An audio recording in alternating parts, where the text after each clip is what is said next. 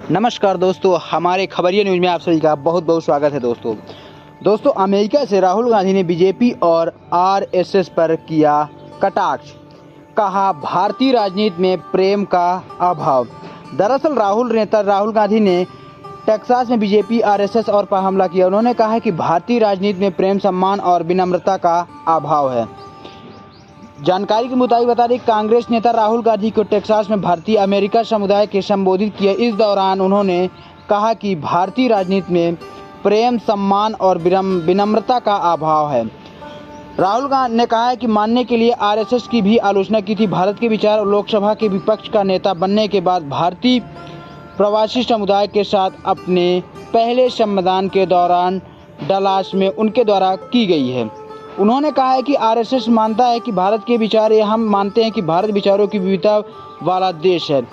यहाँ तक कि राहुल गांधी ने कहा है कि अमेरिका की तरह हमारा मानना है कि किसी भी भागीदारी को अनुमति दी जानी चाहिए।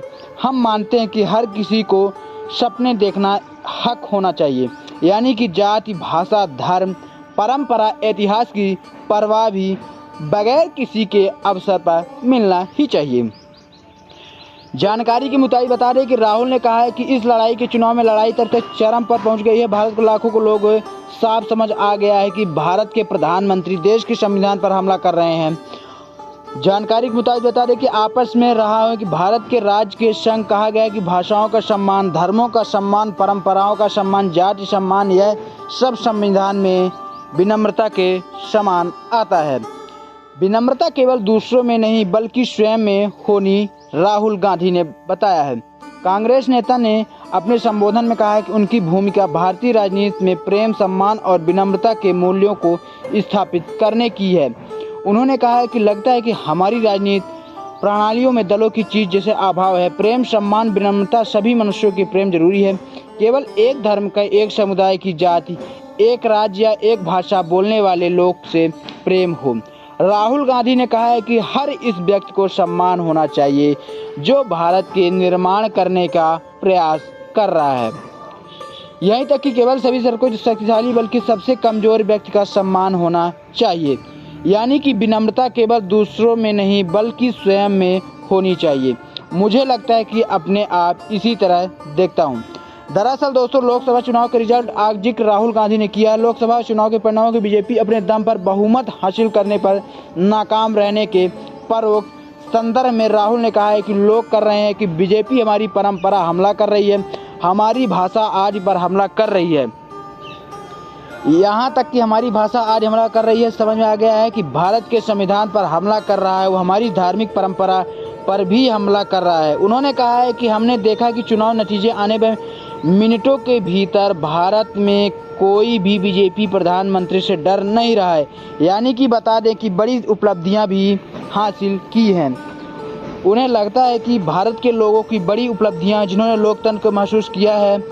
बताया गया कि जिन्होंने महसूस किए क्या है कि हमने संविधान पर हमले को स्वीकार नहीं करेंगे, हम अपने धर्म पर हमले को स्वीकार नहीं करेंगे, हम अपने राज्य के हमले स्वीकार करेंगे। दरअसल दोस्तों, कुर्ता पैजामा और काली बंडी पहनकर मंच पर पहुंचे राहुल गांधी करने लगे माइक का टेस्ट, यानी कि बता दें राहुल ने कहा है कि अमेरिका की भारत जरूरत है, इसी तरह भारत के अमेरिका की ज़रूरत है। उन्होंने कहा भारतीय प्रवासी समुदाय दोनों देश के बीच एक सेतु है। उन्होंने कहा है कि मेरी राय आपको जिन्होंने महसूस किया है अपने स्वीकार किया है। उन्होंने कहा है कि उन्होंने कहा राय कि आपको हर घर में स्वतंत्र रूप से यात्रा करनी चाहिए।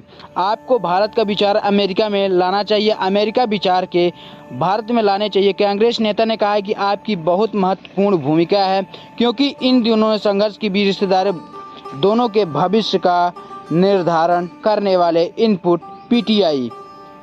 जानकारी के मुताबिक बता दें कि राहुल ने कहा है कि यह लड़ाई चुनाव में यही चरम और पहुंच गई है जब भारत लाखों लोग के साथ समझ आ गया है कि भारत के प्रधानमंत्री संविधान पर हमला कर रहे हैं।